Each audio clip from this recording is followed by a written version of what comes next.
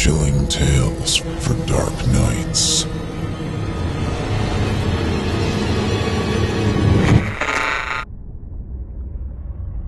The following performance is a fourth-round entry in the 2017 Evil Idol voice acting competition. Voting is simple. Following the performance, simply click the thumbs up icon on this video if you'd like them to become a member of the team, or the thumbs down if you'd rather they not. Voting on this entry will conclude 1 week after the date of its posting. Good luck to all of our contestants.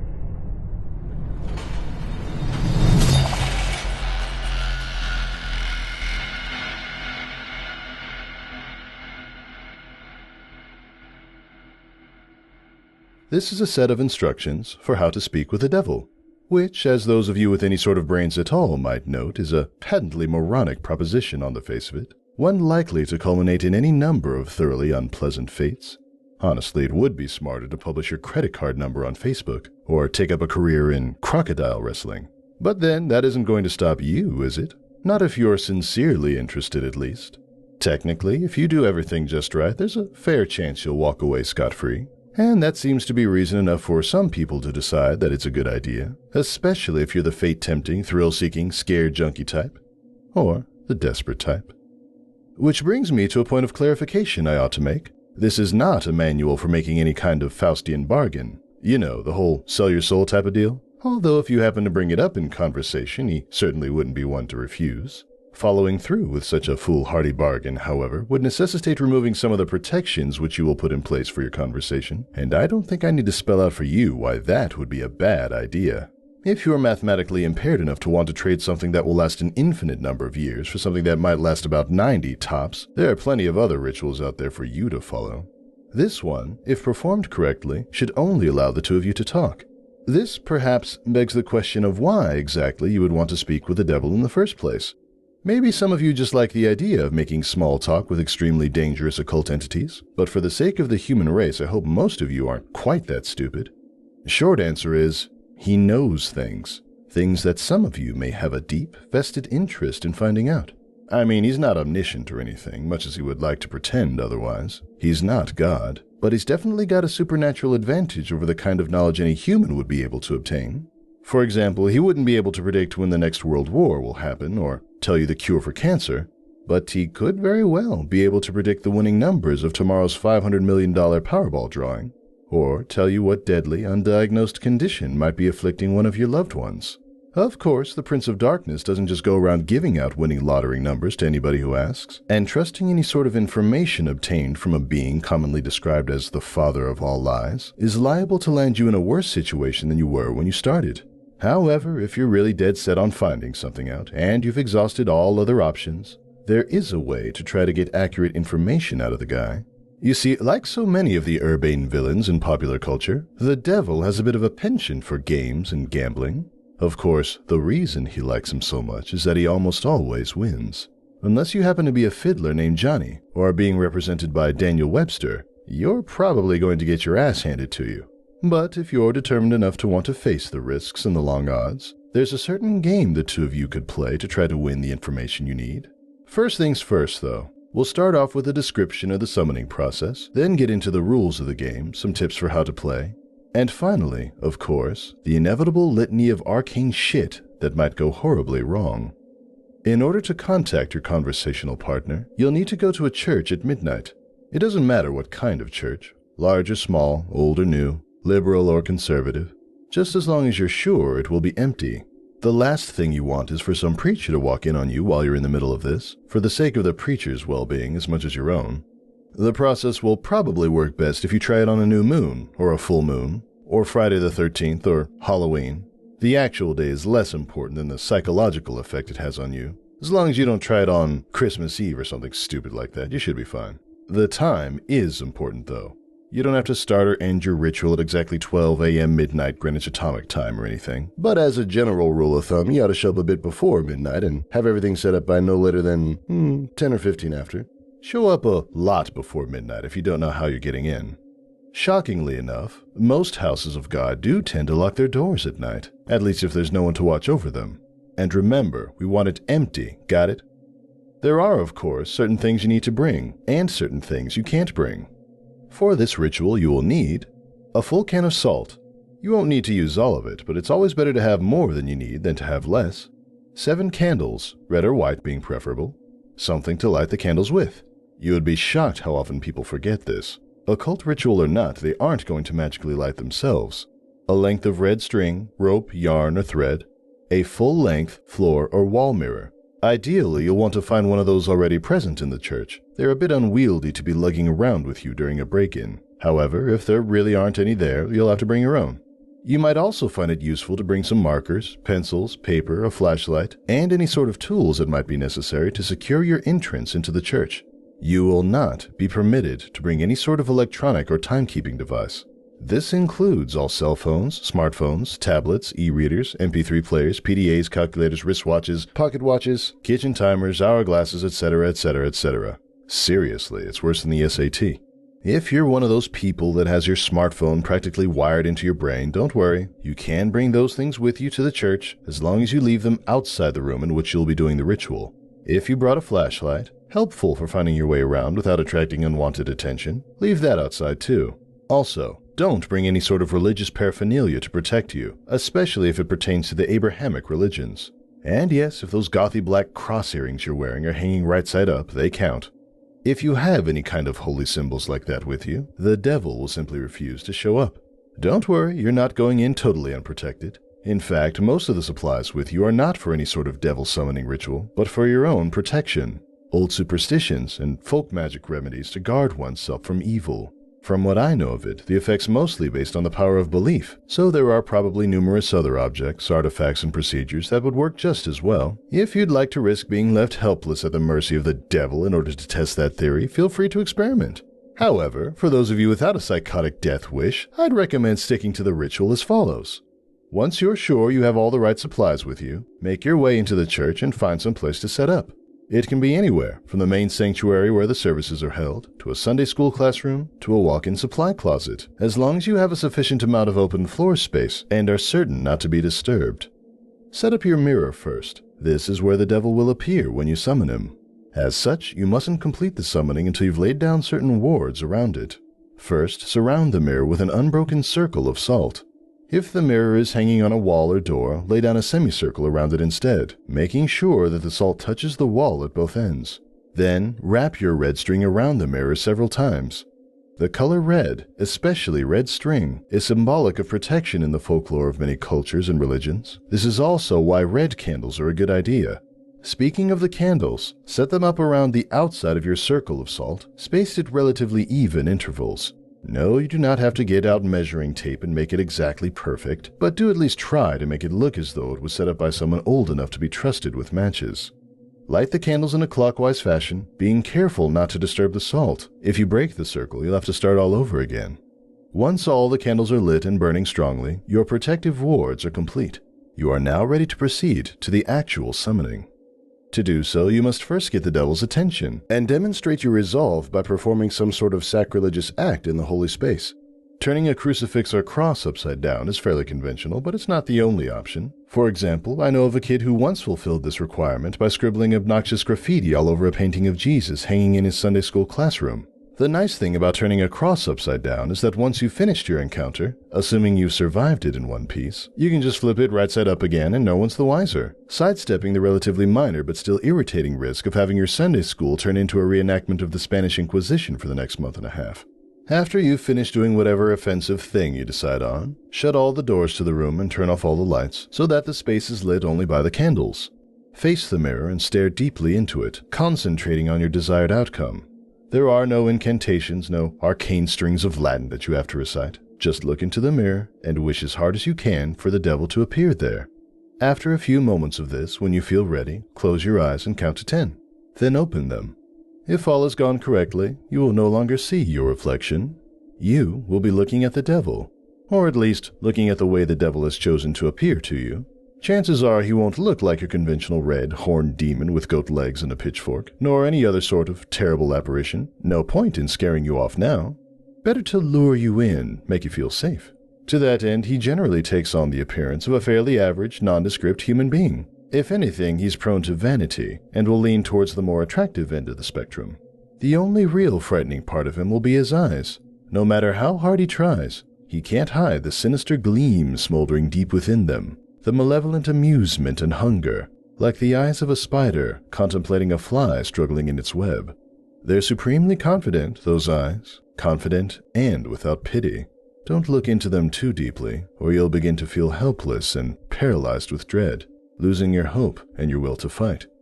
Since you'll probably be just standing there staring at him for a few moments, having on some level expected for the ritual to fail, he'll initiate the conversation by asking what it is you desire from him. If you can gather your wits enough to string together a coherent sentence, you should respond with something like, "I wish to challenge you in a game of question and response." Even if you don't get the words exactly right, he'll know what you mean, and he'll accept your request with a wide, predatory grin of anticipation. He's been playing this game for a long time, you see, and he's very good at it. Most humans, on the other hand, are very bad at it. This gives him a chance to, at the very least, thoroughly mess with your mind, and at most, well, we'll save that for the litany of shit that could go wrong. You'll have to play it very smart to avoid justifying his expectations. The general rules of the game are very simple, with a few caveats that can make things more complicated. He'll begin by asking you a question. He always initiates the game. It can be anything, from a piece of obscure trivia, to a riddle, to an extremely personal inquiry. Don't worry, you won't be immediately plunged into hell if you answer wrong or anything like that. As a matter of fact, he won't even tell you whether you've got the answer right or wrong. After you've answered his question, you get to ask one in return. Now, here's where the consequences of your response come in. If you answered his last question correctly, he will respond to your question as honestly and accurately as he is able. However, if you answered it incorrectly, he is free to lie to you as he sees fit. Perhaps you've asked him something you're better off not knowing. He'll tell you the truth about it anyway. More likely, he'll feed you the most insidious, damaging lie he can come up with. Either way, after he's responded, he'll ask you another question, and the process will repeat over and over until you decide to call it quits. Now, you may be sitting there thinking that it sounds fairly easy to get the information you need. All you have to do is wait for a question you can answer correctly, and then take that opportunity to ask him what you really want to know, ignoring everything else he's said. Well, it's not that simple. The devil will never give you an easy question, one that you can be completely sure of the answer to.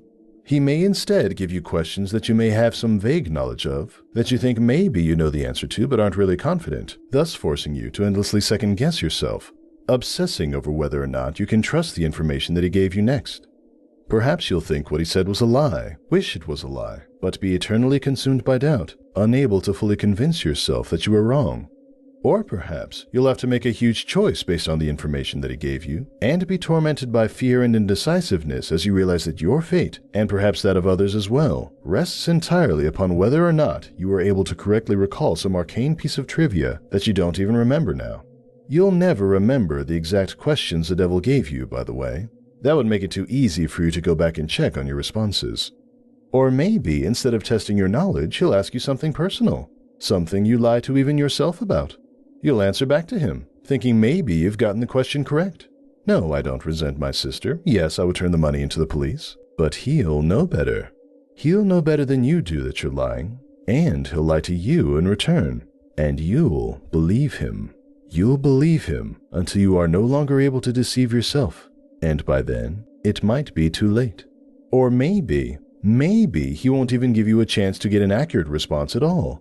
Maybe he'll just ask you endless strings of completely impossible questions, making you more and more frustrated and disheartened as you realize you'll never be able to force him to tell you the truth. Questions like, what was the exact height of Mount Everest in centimeters in the year 1666? Or, what is the airspeed velocity of an unladen swallow? Although, knowing his sense of humor, if he ever asked the latter, he might consider African or European a correct response.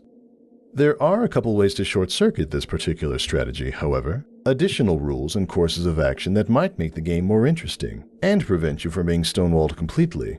Although, in all honesty, he probably wants you to try for one of those options anyway. The first is to ask him a riddle instead of a question. If you somehow manage to stump him, and he answers the riddle wrong or gives up, he'll be obligated to give you a truthful response to your next question.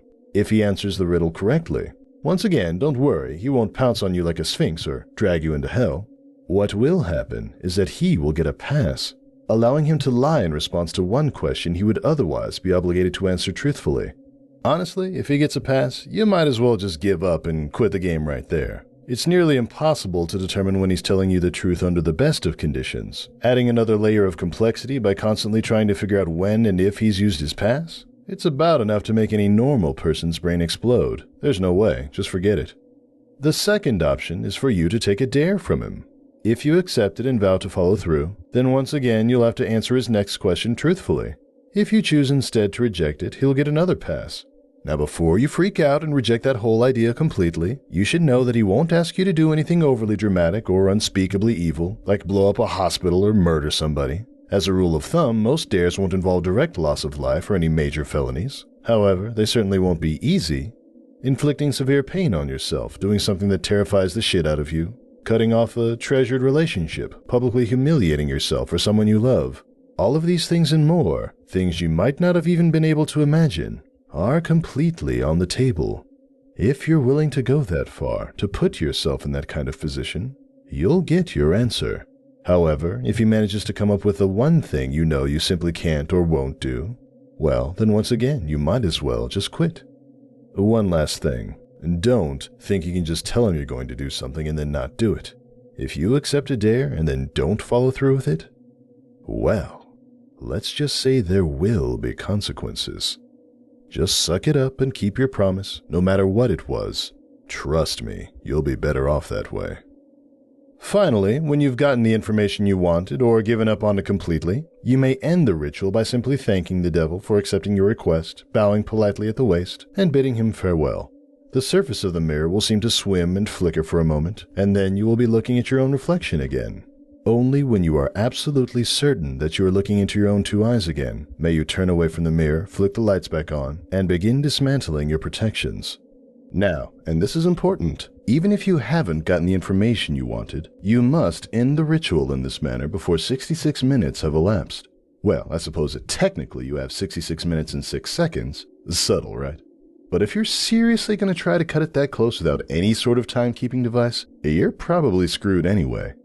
I cannot emphasize enough how important it is that you keep to this time limit. I'll save the reason behind that for the end, but don't skip ahead. I've still got a few important tips on how to play. 1. Be very careful about what sort of personal information you give out. Try not to talk about yourself, especially your emotions and problems, any more than absolutely necessary. This guy knows human psychology like the back of his hand, and he will get inside your head. It's like talking to Hannibal Lecter. Give him enough to work with, even if you don't believe a single word he says, he will still find ways to fuck with your mind like nobody's business. If anything he asks you makes you even remotely uncomfortable, do not hesitate to lie through your teeth. There will be plenty of other questions. On a similar note, try to keep the game on track and moving briskly. Unstructured interactions of any kind are to be avoided. Chances are that at some point he will try to draw you off on a tangent, discussing something that fascinates you, analyzing a response you've given him, or finding some other excuse to speak at length without moving the game forward. This is not only a waste of valuable time, but also another excellent opportunity to mess with your mind. If you choose to give him a riddle, use one you've made up yourself. If your riddle has ever been written down anywhere at all, from the pages of The Hobbit to some long-lost tome of ancient magic, he will already know the answer. That said, it has to be a legitimate riddle. You can't just ask something like, what's green, has 10 legs, and hops, and then claim for some inexplicable reason that the answer was marshmallows. Nor can you ask him a straight question like, what have I got in my pocket? He probably knows that anyway. There are no hard and fast rules to determine whether a riddle makes sense or not, but you're a reasonable human being. Your ancestors ate from the tree of knowledge. Please, for the love of crap, use common sense. 4. If you choose to take a dare, there is a slight chance that the devil will ask you to do something easy. Deliver a letter, for instance, or scribble a 10-digit number in a public bathroom stall. If he does ask you for something like this, and you have even a shred of common decency in you, do not accept. Chances are that he's using you to further some sinister plot, one liable to ruin a lot of lives and harm a lot of people. Who knows? Maybe you're the type of person who really doesn't mind throwing an unknown number of total strangers under a bus to find out what you want to know. But at least be aware that that is what you're doing. 5. Last but not least, be very aware of the time. It might be helpful to do some practicing beforehand and get a feel for how long an hour is without a watch. The devil will probably put off discussing the things you're most keen to find out for as long as he can, And as you near the 66-minute deadline, he'll start trying harder and harder to distract you, captivate you, and otherwise keep you playing until it's too late. He'll string you along, feed you little glimmers of false hope, keep you thinking, just a few more minutes, I'm almost there. Don't fall for it. Don't go over the time limit, no matter what. Now, you might be thinking that this game doesn't really sound all that dangerous so far. Threats of psychological damage rarely seem to carry the same weight as threats of physical damage, even though their costs are often just as great. There are plenty of ways for you to seriously screw yourself over, both physically and mentally, not to mention spiritually. And it is with these that I will conclude, in the vain hope that they may make some sort of impression. First, while you are speaking with the devil, do not let him out of your sight. Keep staring into the mirror no matter what happens. He will undoubtedly try various tricks to make you look away. You will hear noises behind you, feel eyes on the back of your neck, see shadowy phantoms writhing in the depths of the mirror. A cold breath will blow upon you from behind, smelling like the crypt. A deep silence will settle, only to be interrupted by a loud smack directly behind your head, giving you just about the worst jump scare you've ever had. Hell, the devil may even abandon a measure of his own dignified facade and give a sudden jump of feigned shock, shouting loudly and pointing behind you with a very convincing look of terror on his face. Whatever he might test you with, you must not look away from him. If you look away, if you lose sight of him completely, even for 1 second, you will look back at the mirror to find him gone. Well, not gone. Out of the mirror. In the room. With you. Exactly how much of your body the police will find the next morning and what state it's in will depend entirely upon what sort of mood he's in. The same goes if you break any of the protections you laid down before beginning the ritual. Interrupting the circle of salt, letting the red string unwind, knocking over a candle or letting one go out. Any of these will free him from the mirror, and then... Well, you're all a bunch of creative horror junkies. I'm sure you can fill in the blanks. On a different topic, you may reach a point in the game, probably after a long series of maddeningly impossible questions, where the devil asks you the deceptively simple question, what is your full name? You must not give it to him. Names can be things of great power. Although the devil will, of course, already know your name, telling it to him yourself is akin to asking a vampire into your home. Your name is deeply synonymous with your own inner self. Thus, giving him your name is powerfully symbolic of giving him yourself. If you are foolish enough to make this mistake, all of your protections will be for naught, and he will seize upon your unwitting offer with malicious glee, stealing away your soul and dragging it back with him into hell.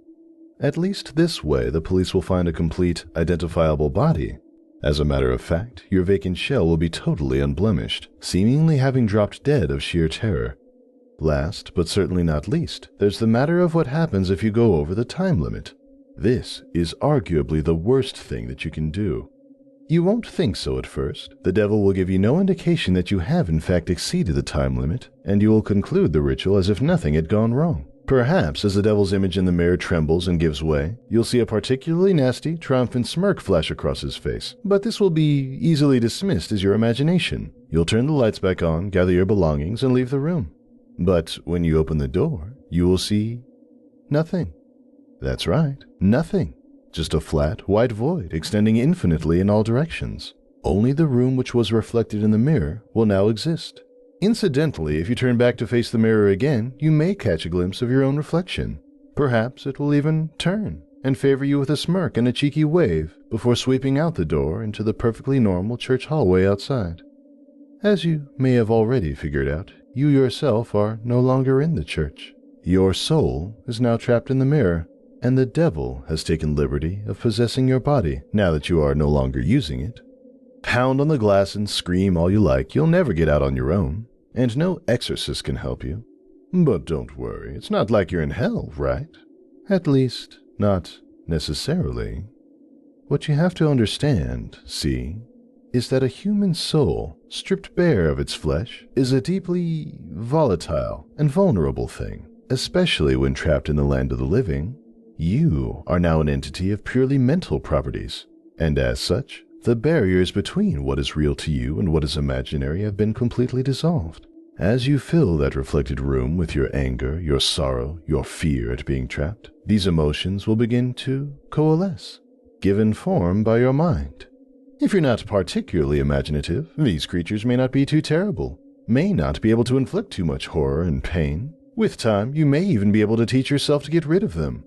If, however, yours is a mind haunted by monsters, a mind that is vibrantly creative and imaginative, and more than unusually twisted, well, there's no telling what horrors might come clawing their way out of the maelstrom, tasting sweet release from the confines of your subconscious, hungering for your terror and suffering. They will refuse to be banished, dragging you kicking and screaming into an endless positive feedback loop of pain and fear. Needless to say, if you're a regular patron of websites like this, you're probably pretty well fucked. There's only one way to find release from the mirror and the world that you've created therein. They say that if you call the devil once more and ask him to free you from the mirror, he'll be willing to take you out. For the usual fee, of course. Who knows? Maybe if your imagination is twisted and powerful enough to create a personal hell that leaves you begging for the real thing, those talents might be put to good use. There are over 7 billion people in the world after all. Even the devil himself can't be messing with all their minds at once. Talented help is always appreciated. Of course, the corollary to your being trapped inside the mirror is that the devil now gets to do whatever he wants in your body until sunrise. At around that time, your body will mercifully drop dead from the strain of the possession. Autopsy will probably identify the cause as some sort of coronary event. Don't get too relieved, though. He's perfectly capable of stirring up plenty of trouble in those few hours. For instance, he may decide to do something big and dramatic, like purchase a large meat cleaver and go on a murder spree, starting with the names in your address book and working his way out to complete strangers if he has time. Or perhaps he'll focus on only one person, someone who trusts you completely, using your persona to get him or her alone and vulnerable, and then, well, no need to describe it here. Once again, I'm sure you can think of a few things. Starting to see why I call this the worst outcome yet?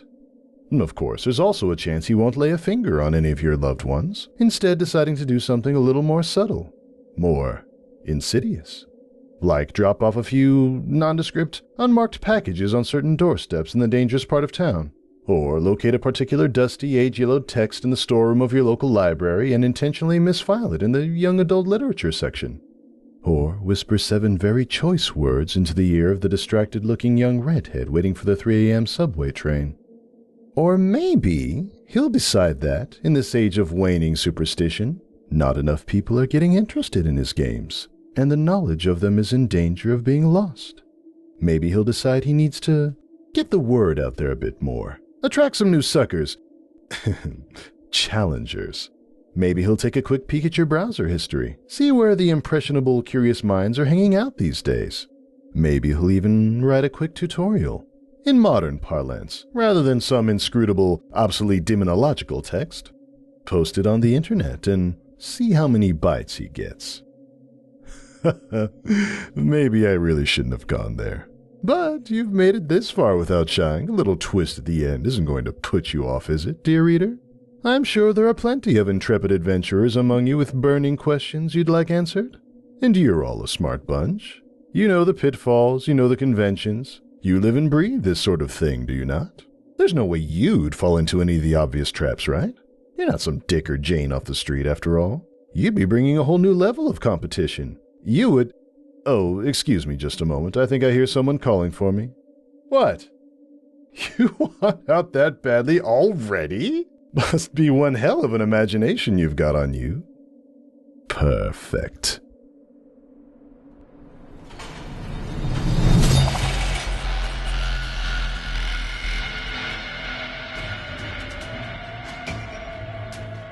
Thank you for listening. If you haven't already, don't forget to cast your vote for this contestant via either a thumbs up or thumbs down vote, and help decide who becomes the next evil idol. In the meantime, turn off the lights and turn on the dark.